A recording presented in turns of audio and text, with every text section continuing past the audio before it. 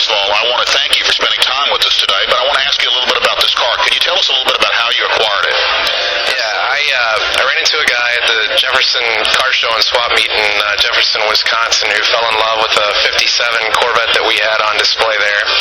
And after about 20 minutes of speaking with him, I had worked out a deal for him to purchase the car from us, and was shocked when he said that the new owner of his Tucker Convertible would be sending me a check for the car.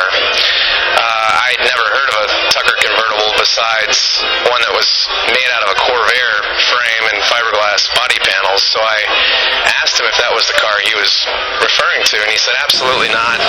I've got a real Tucker on the thickest Tucker frame in existence. It's made out of 10-gauge steel, and internally there's tubular steel, and it has the correct Franklin Tucker engine that's like brand new, the correct cord-sourced transmission.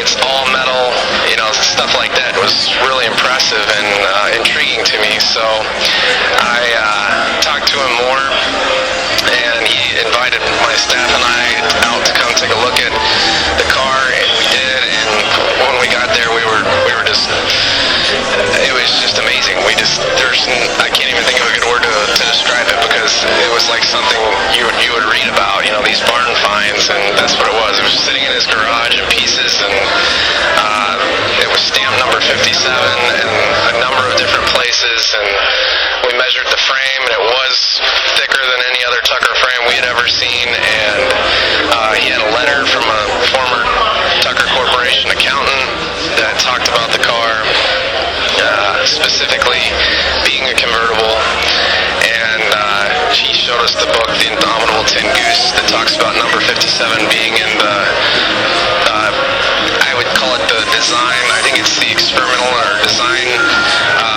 portion of the plant, when the plant closed. So we saw what we needed to see, and told him we would love to get a hold of the car if we could, and it turned out that the guy that was supposed to buy it couldn't come up with the money, so we ended up about a month and a half or so, something like that, after we initially met, we were able to strike a deal, and we traded him several cars and a large chunk of money for it, and it arrived at our place in December, and since then we put about 1,300 hours of labor into it, and we are planning to put about that much more into it before it's done. Now, Justin, do you have any kind of evidence other than the letter that you talked about that would lead credence to the fact this was actually a project begun at the Tucker factory?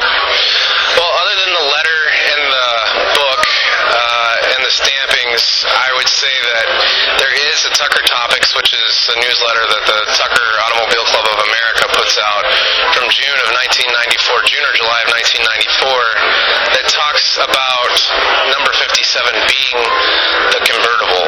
So they do say in that newsletter that number 57 is a convertible. Now, Justin, I would assume that Tucker parts don't grow on trees like 57 Chevy parts and Camaro parts, so how have you been able to find the parts to complete this car? Because I believe you told me before we started this interview that the car is going to be completed with original Tucker parts. So how's that possible?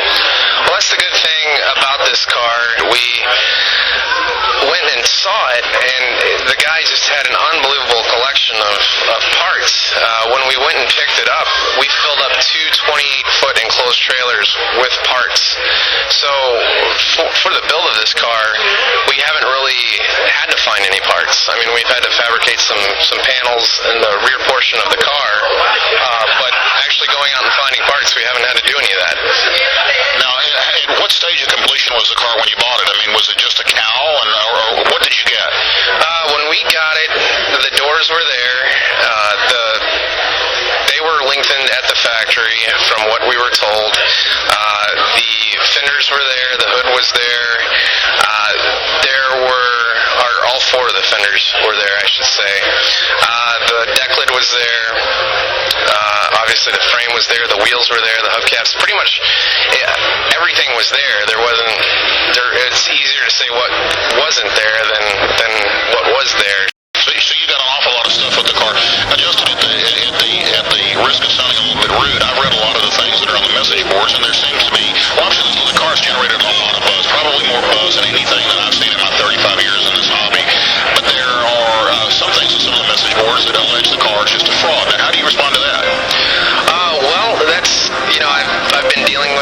for several months, and I actually would have to agree with you. I haven't been in the business as long as you, because you're older than I am, but I've been involved with it for over 20 years because I was born with the car bug. And I've actually been quite shocked. Again, it's on a Tucker frame. It's number 57, which is documented as being an experimental car. It's got the correct cord source transmission. It's got the correct Franklin Tucker engine. And we also have to remember that only 36 cars were completed at the factory. So a lot of people like to say, well, there's only 50 Tuckers. Well, 15 cars were finished after the factory closed with the parts that were left at the factory. And the car that recently sold at Monterey's auction for over $1 million was one of those that was finished after the factory closed. So what we have is a car that is no different than those 15 that were finished after the factory closed, in my opinion, because we're using Tucker parts. It's got all the correct major components, and we have no reason to believe that they would strengthen the frame to make a sedan. You know, there were no issues in Tucker's testing with the rigidity of the frame of the sedans. Just to sum up here, make sure that I'm clear on what you're saying. What you're saying is that when you acquired this car, you got a car that appeared to be an incomplete factory experimental car. You also received several trailer loads of original Tucker parts, which you're using to complete this car. So therefore, when the car is done, your position is it will be the world's only authentic Tucker Convertible. Is that a correct assessment? That is 100% correct. We got to please remember that we've only had this car since December. And if you look at the frame on this car, I think you've had a chance to look at it.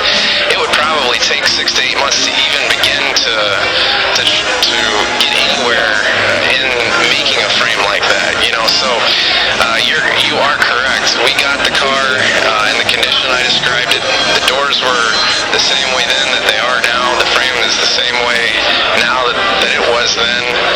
And it will be the only legitimate Tucker convertible in existence when we're finished with it.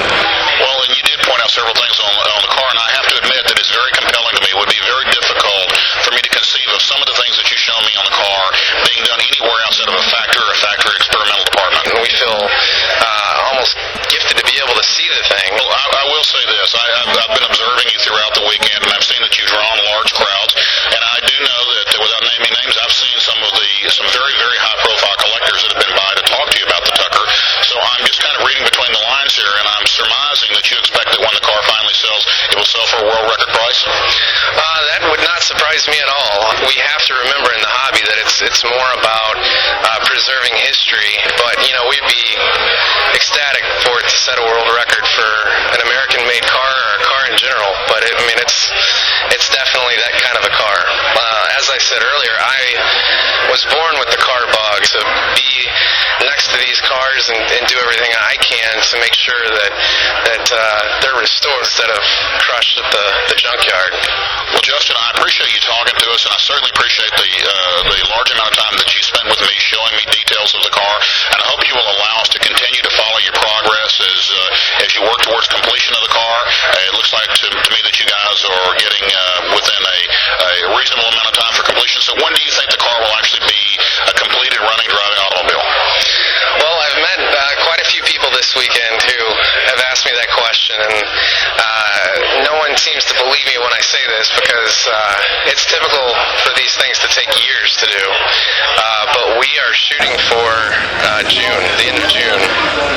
We've put 1,300 hours in it over the past 4 months, and we intend to put about that many into it before the end of June. But I think it's probably the most popular car in the world right now. I mean, it's sitting out here on this show field with multi-million-dollar cars that, you know, they're beautiful, and I love those cars too, but, you know, I never expected that this car would, I mean, I've got 4 employees out there by that car today, and I did yesterday too, and we're almost all busy all the time, so. Well, Justin, we appreciate you talking with us, and as I said again, we want to follow the progress of the car, and certainly would like to hear about whoever the future owner is and all the rest of the details. But again, I personally want to thank you for coming to the show. I was very interested to see the car, and again, you presented some very compelling evidence to me, and at least in my own